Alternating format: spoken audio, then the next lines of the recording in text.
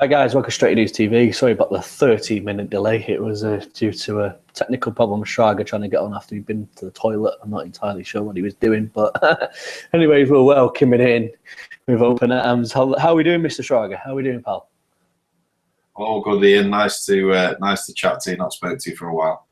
I know it's been a while since we got some chat amongst ourselves.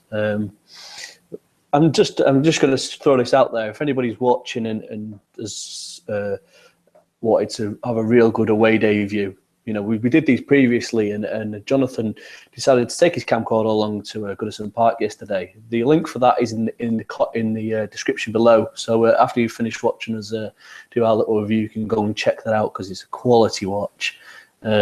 Just gives you a bit of an insight into what happens in an away day. So yeah, that's my promotion of your video done there, Schrager. Straight in, bang, finish. Yeah. If you remember, Ian, I was meant to do it for Preston away in the FA Cup, but we're a bit busy having a good time to film anything, so it never quite got done. But the intention is always there to do them.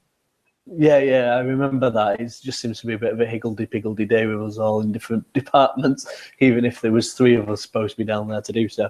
But yeah. We will bring you more on those if and when we all get out to away matches. Only a couple more. There's a couple more this season, and that's the end of the season. Finally, Jesus. Anyways, what was I going to say? So, how did you find yesterday? Apart from your disappointing results, shall we say? Yeah, it was all right. I mean, in terms of the actual atmosphere, it was peculiar because even at 1-0 down, and even at probably 2-0 down, it didn't deflate the crowd that much. Whereas obviously there was the stark contrast with the Everton away game last year at Goodison under Moyes, where it was almost like a morgue inside the stadium when United lost, and there was a really negative sentiment that kind of pervaded the air. But yesterday it was really weird. It kind of remained festive throughout, despite the fact that we got beat 3-0 in the end. So I think that obviously what that highlights is that there still is this underlying positivity surrounding United under Louis van Gaal and about the future, which is nice. Yeah, I was going to say we seem to be picking that up on the fact that it was that was in the away section. I'm not entirely sure what the rest of it Goodison Park was doing. You know, they were winning 3-0 and it's they're a classic ground to go to in the Premiership. They've been there for years and years and years, and they just seem never to be able to pick up an atmosphere. And you think they would do against us Manx, but yeah, I was quite impressed watching it on Sky to listen to all the United fans still singing at 3-0 down. Even Di Maria taking a corner was a bit like, whoa, what the hell are these lot in the corner doing over here? But yeah. No, it was. I mean, we stayed right. The temptation maybe would have been to leave at sort of around 80 minutes just to get away from Liverpool a bit quicker, which is obviously always the aim when you're in Liverpool, to leave as early as you can. I'll get my anti-Liverpool dig in early on the show. So I've got it out of the way now. But anyway, yeah, no, the temptation might have been to leave at sort of 80 minutes at 3-0 down.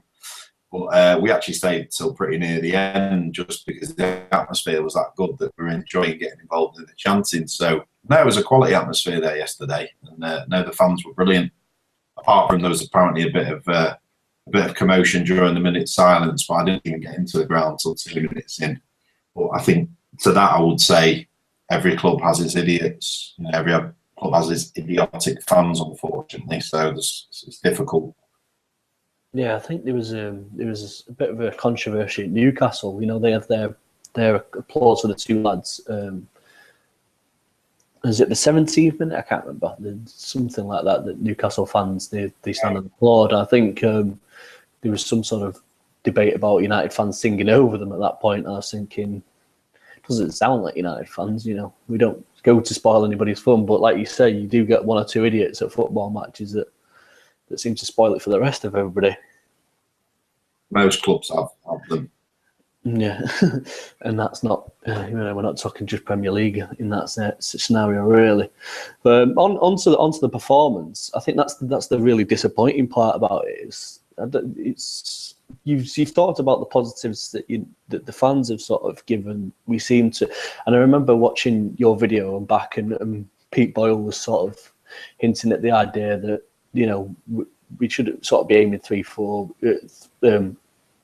We shouldn't be sort of running off with the idea that we can go for a third or second. We should, just be happy that we're back in Europe next season, and that this is the stepping stones. It's for next season. We're just finishing off the season really, and I think that's sort of disappointing. But that maybe he came out that game afterwards with a bit of a different point of view, because I thought we'd gone back to playing the way we did pre-Spurs. It was just sloppy. It was lethargic, it was slow, it was just uncreative, it was there was no directness, and you just thought, what the hell is all this plumbing work that we just put in over the past 2 months just disappeared?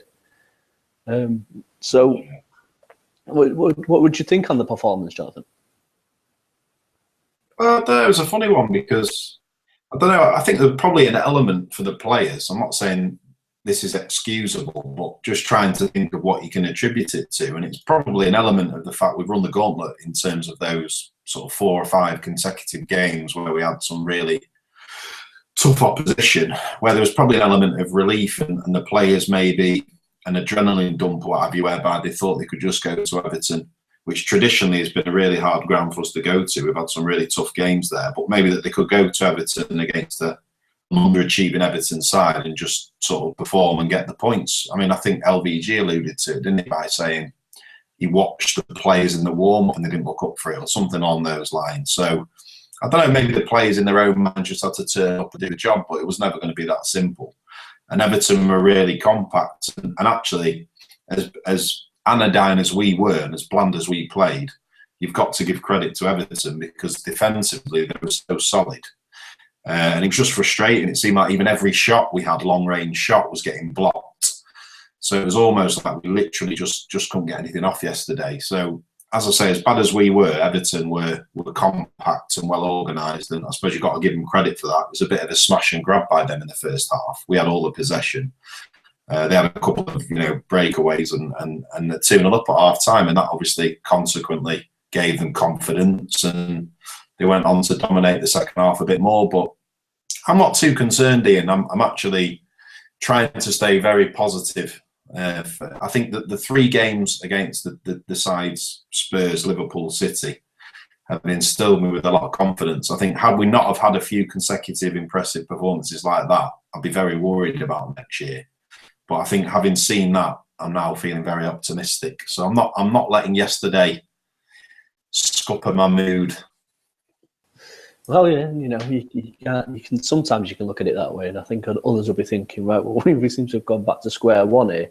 But it could be a bit of a crashing point in this whole philosophy of Louis van Gaal. And yeah, at that Spurs match, it seemed to click, and we were just like, we're off, we're running, we'll go from here. And when we lost that sort of ability to carry on, maybe the Chelsea loss was a bit of a harder one to take.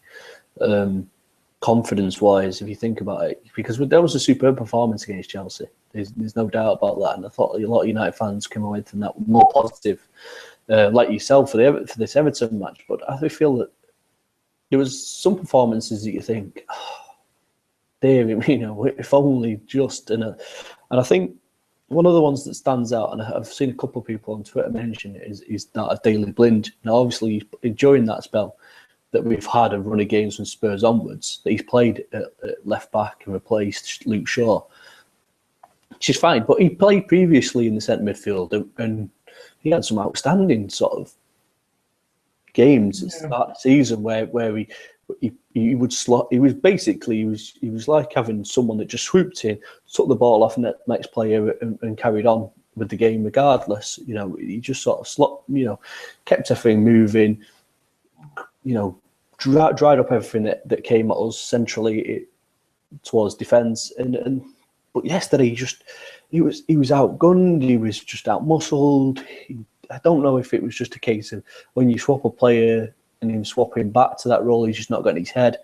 But I just felt like that was our weak point. And Everton, when they countered, they went straight for him for that point. Because I think our strongest point yesterday and this is going to have to be the left-hand side again. Young, Shaw, both of them was trying to get round that back of that Everton defence, because we was just basically, like you say, they were controlled, they was organised, they knew what they were doing, Everton's defence. And I think in commentary, I think on Sky Sports, they were saying it's like a comfortable afternoon for the centre-backs because of the way that Everton's set up, and they had their two sort of holding midfielders sat in there, not even letting United even get like a direct ball over the top or in between the back four. So it was just like a really frustrating day. But you think, is that a lesson that Louis van Gaal is now going to take? Because we've had performances where we performed like at times like that, and at times differently and quite well to a degree. But then automatically gone, yeah, there's bits that we need to learn here, that we've got to be able to break teams down. And that was possibility with the thing with Chelsea is we all set the piss out of Chelsea for parking the bus and Mourinho's tactics for it. But it works for him.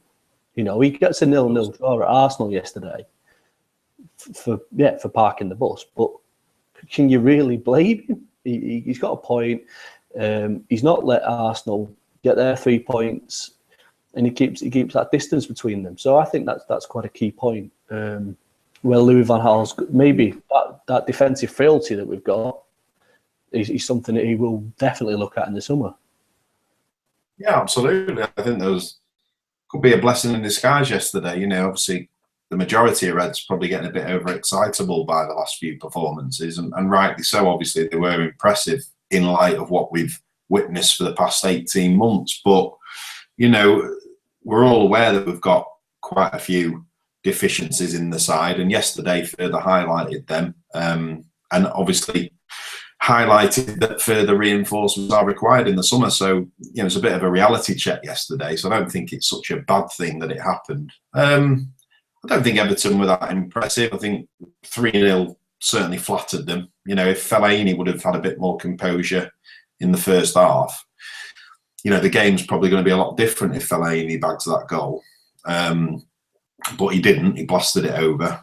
There's several points, like in terms of just picking up on what you said there. Daley Blind had a couple of decent games in central midfield at the start of the season, I thought. But then I think tapered off a little bit. And I think before he started playing left back, he had a few performances in central midfield which led people to believe that maybe he's a bit too safe there. He basically only plays lateral passes and lacks a bit of incisiveness for a central midfielder, which I think was a fair comment. But then obviously when he transitioned to left back, he was impressive.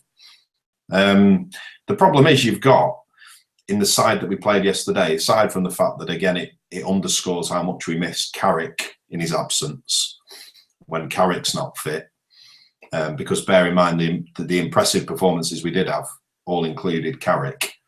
Was that you basically rely on Ashley Young to provide pace for you. And Ashley Young is so one-dimensional in terms of when he gets the ball on the left, 9 out of 10 times, I know what he's going to do. So if I know what he's going to do, the defender's going to know what he's going to do. And that's just cut inside and try and cross it. He's pretty much guaranteed that's what he's going to do. And if you look at our front six yesterday, the only person with genuine pace is probably Ashley Young. Yeah, he doesn't really utilise it because he has to cut inside every time. So that's why I had to obviously bring on Di Maria, who we all know is underperforming. I don't know. I think we're just lacking a little bit of. We all expected Di Maria to come and make an impact with his pace. Unfortunately, it's not quite materialised that way. But we need a couple of pacey players to just add a little extra something to give defenders headaches. Because yesterday it was a bit all too predictable, even though we had all the possession. Probably the same at Chelsea as well. So I don't know. That's nitpicking a little bit from yesterday. But like I say, 3-0 was a bit. Didn't really reflect the game, I don't think. I think it flattered them. Yeah, I was going to say, I think they flattered them a slightly bit as well. I was going to just pick up on a couple of points that you've got. Fellaini, for me, and I've said it a number of times, you can't play him in midfield. And he wasn't in midfield yesterday, but he got dragged into midfield for the battle.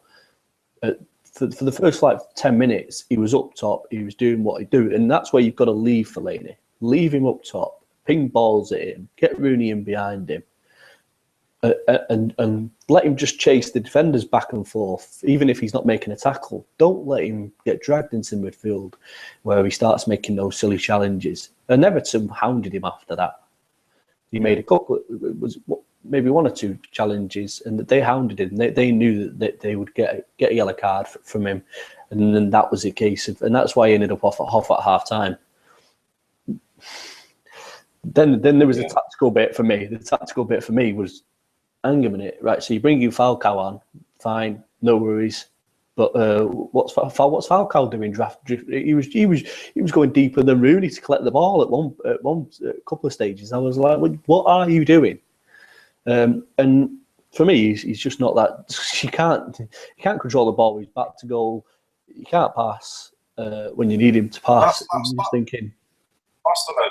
That's the most upsetting thing about Falcao. You've hit the nail on the head. It's not the fact that he's not scoring, because we all know that you can attribute that to the lack of supply. We know he's not getting enough supply, but it's the basics, the fundamentals, like you say, when he's coming back, his first touch, his hold-up play, all that seems to have gone out the window as well.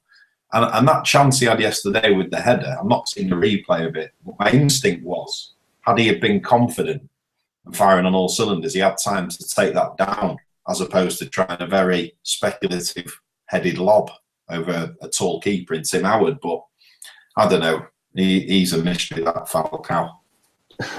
Yeah. I was going to say he seems to have it's not lost. I don't know if it's a loss of confidence with him, but his first touch at times he's terrible, and you're just thinking, there's this debate: are we going to sign him out? We're going to sign him. A lot of people saying don't bother. A lot of people saying he should have never come, and you just do feel sorry for him in a way. But it's that supply again. Just picking up on that supply point, because we was talking about Ashley Young just before and the way that he cuts back inside. Now on the 70th minute, Van Gaal changes it. He takes Mata off, which for me wasn't particularly having the bad game. He just wasn't having as impressive games as he has done recently. And he brings on Di Maria. Fine, no problems. But don't put him on the right-hand side where he's going to do exactly what Ashley Young does, which is cut back and take crosses. Now, that would have been fine if Fellaini's back on the pitch and up the pitch where he's supposed to be, because you've got something to aim at. He cuts back inside, and there was 3 or 4 efforts that just go straight into Tim Howard's hand or go wide. I think there's only one that picks up Ashley Young at the back post, and he tries to head it back in for Falcao and gets cleared.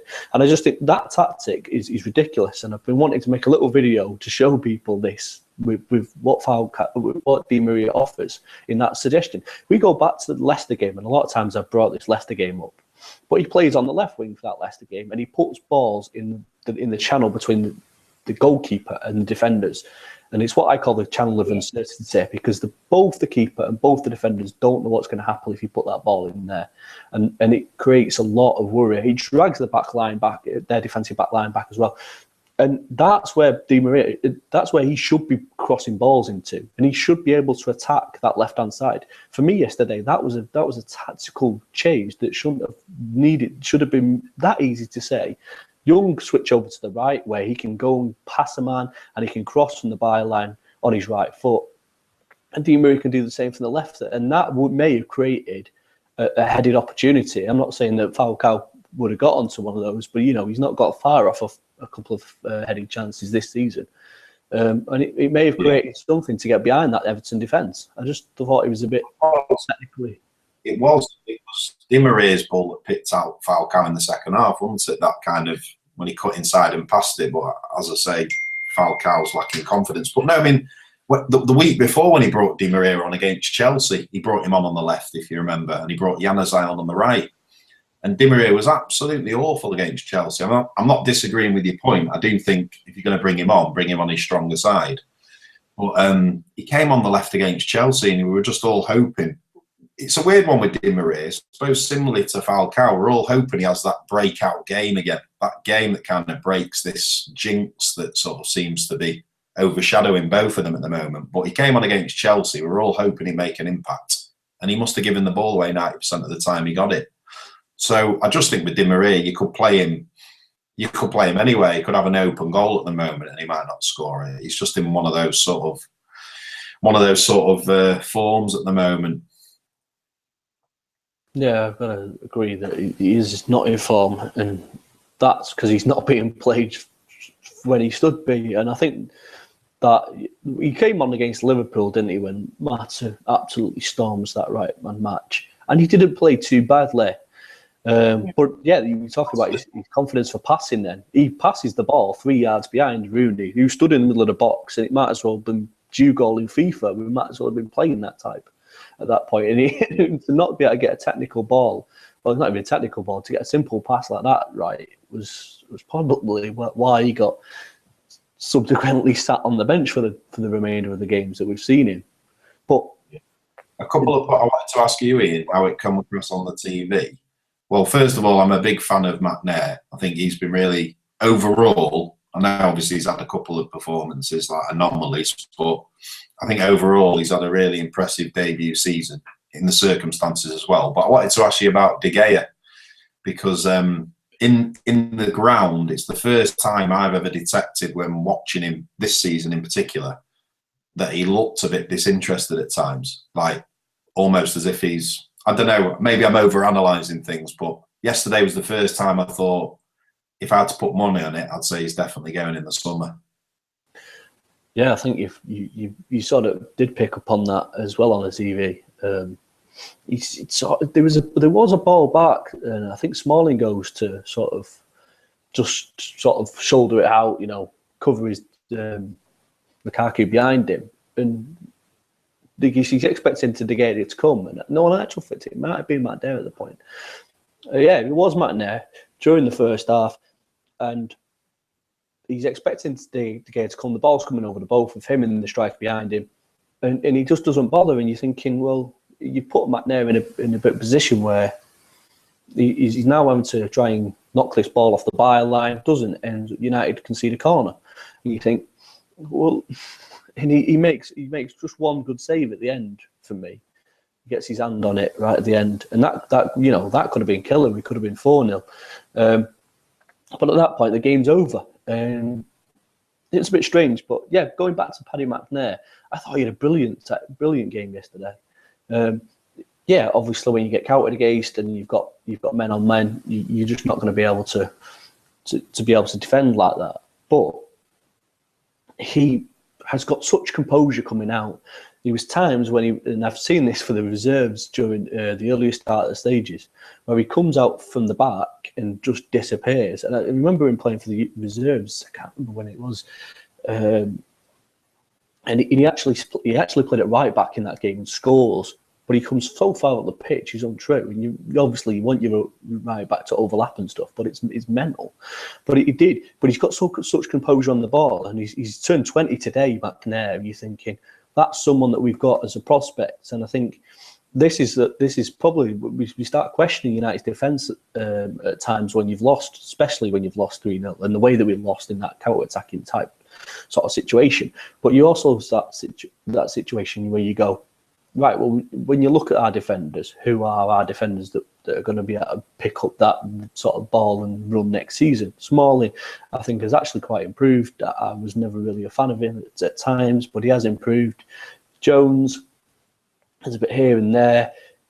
He's made some horrendous passes and horrendous tackles at times, and you're thinking, is he going to be there next season? Evans looks completely out of the picture. He's not had his contract renewed yet. He looks completely out of the picture. And then you've got McNair, who comes in to fill in for Rojo, who at times has been on and off at times this season with injury. But I think he's another player that will get experience from this season and will pad on next season. You've got Blackett as well in the wings, and I think we don't really necessarily need to go out and buy a brand new set of centre backs. I know we lost Rio and we lost Vidic, but we just need someone that can sit in there with one of those and just control that game. I watched the Chelsea Arsenal game afterwards, and there was talk about John Terry. Now we don't want to talk about John Terry, but he does such a great role of sort of leading that back line for Chelsea. And he clears everything that comes near the front post, left, right, and centre. And I remember that's what Rio used to do when he was in his prime. And I think that's the sort of type player we need. Someone with that experience, just the one of them. We don't need to be going all out for X amount of different players and stuff. I just think we need someone that can calm and control that back line down, and we'll be fine after that. The rest will learn and experience what they need to. Blackett, McNair, Rojo will all come on leaps and bounds. I just don't think that guy's going to be Chris Smalling, unfortunately. No, I couldn't agree more. I think we only need one centre back in the summer, and I think he's got to be an established veteran, like you're talking about there. Exactly, I couldn't agree more with you. And I'm so positive about McNair in terms of the player he can become. I think he could very feasibly overtake most of our centre backs that we've got on in the first team squad next year to play alongside an established centre back that we bring in the summer. Blackett as well, I was very impressed when he, first couple of games he had in terms of his composure. But I just think McNair, I think he could be a real gem moving forward in the years to come. Yeah, I think there's definitely going to be places that we're going to see in this summer, but they're going to change, and we're going to see different players come in and stuff like that. There's going to be maybe a different dimension, and I think we got to go back to that positivity that we was talking about at the start. That positivity is the fact we currently are where we are. We didn't think we were going to be anywhere near this, even at mid-season point, where we weren't playing very well. Performances weren't well. We was all, there were even signs of people asking for Louis van Gaal to go. But I think, a couple of results here and there have swung everyone's votes in the right, and that positivity he has is that he is the right man for the job. We're not going to do this sort of David Moyes type thing again, which I feel that's a lot more positive for United fans to take on. We've now got to we're now sitting fourth. We can finish third. I've said third at the start of the season. I'm quite happy with third or fourth, and we go into next season on the top of some great performances. But imagine, to me, it literally is that trio or quartet of performances prior to yesterday. Actually, obviously the one that we lost against Chelsea, but it's just 4 performances, and especially because they were consecutive, that just has instilled us with all a bit more confidence on it in terms of we can't, we're not just going to win football matches, but we could win them in style again with if LVG gets it right. I think the interesting thing is as well, everyone sort of bangs on about LVG's philosophy, but really, and quite contrary to what most people perceive Van Gaal to be, because everyone thinks he's very stubborn, which he is to a certain degree, he actually achieved those performances by abandoning the philosophy and reverting to the traditional United back four. So people say, yes, of course you can, of course it's partially to do with LVG's philosophy, but he also abandoned a little bit of that to try other things, and that's what's worked. So I think that bodes well as well moving forward, because it shows that he is willing to experiment to get things right. He's not necessarily got to stick to one formula. Yeah, he can be pragmatic. Yeah, but saying that, Falcao comes on and Falcao goes up front, Rooney drops in midfield, and you sort of lose that whole thing about Rooney being the guy to make things up. You sort of picked up things. I was just going to pick up a comment that we've just had on below from Dwayne, who said, I keep having a fear that the injury to Carrick, that the end of the season is going to look like a lot like the middle of the season. Like, I presume he's got a fear there that we could see without having Carrick, we could see the remainder of the season being quite as the middle of the season was, where we had the sort of drum of, are we going to go backwards after this run of really good games? You see, as long as, especially I've seen enough. Go on.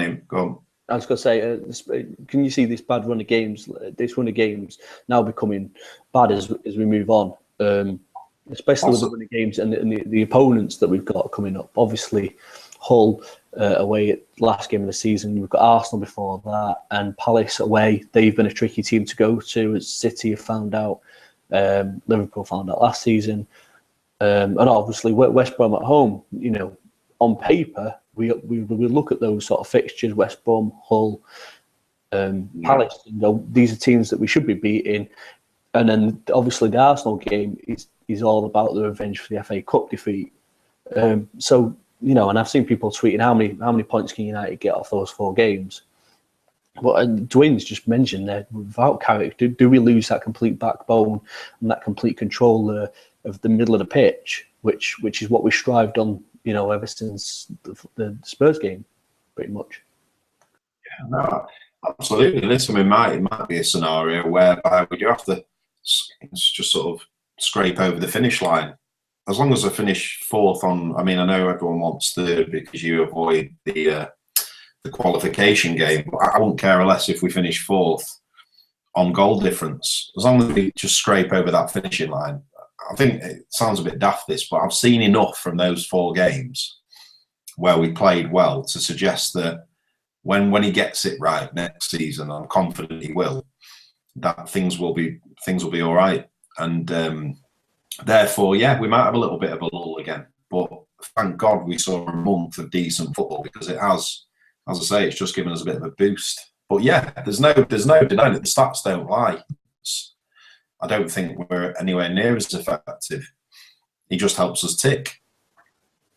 Yeah, I was going to say, I'm trying to remember who it was. I think it was Constant Red tweeted before a picture of this massive gap between their fullback and centre-back yesterday. And it was a ball that I thought, that's a Carrick ball that goes in that gap there. Look, that goes in there. And it reminded me of that Fellaini goal against Spurs that he puts in there. And that's not the ball that Bling's going to play forward. No, that's the point with Bling. He's fairly steady. I know yesterday he was a bit suspect, but he's generally fairly steady, a steady and sturdy player. But he does pass the ball laterally the majority of the time. He plays it very safe, whereas Carrick does have that ability to make an incisive pass more frequently than Daley Blind, it would appear. So yeah, we are. Of course, we're going to miss Carrick. He's a big miss, and he's instrumental when he is on form and he's playing in there alongside the likes of your tiki-taka players like Herrera and Mata. And it just helps us gel. We play a lot more triangles. We seem to pass it round teams a lot easier. But we'll get there. We'll get there. Yeah, I'm positive, Ian. I think we'll end on Jonathan's positivity. I hope you guys have enjoyed watching tonight. I know we always get watched by Global Reds TV. They've been quite a thing. Jonathan mentioned in his video yesterday with their UK Mank that now lives in New York. He came over to watch Goodison Park. Yes, again, I'm going to add this to the end of the show. Is Jonathan's away day journal, as he called it yesterday. Is live. It's in the description box below this video if you want a link to that, or it's on at Stretty News TV on Twitter. Thanks very much for watching, guys. We will be back on Thursday at 10 o'clock for a preview for the West Brom game. And Traga's going to...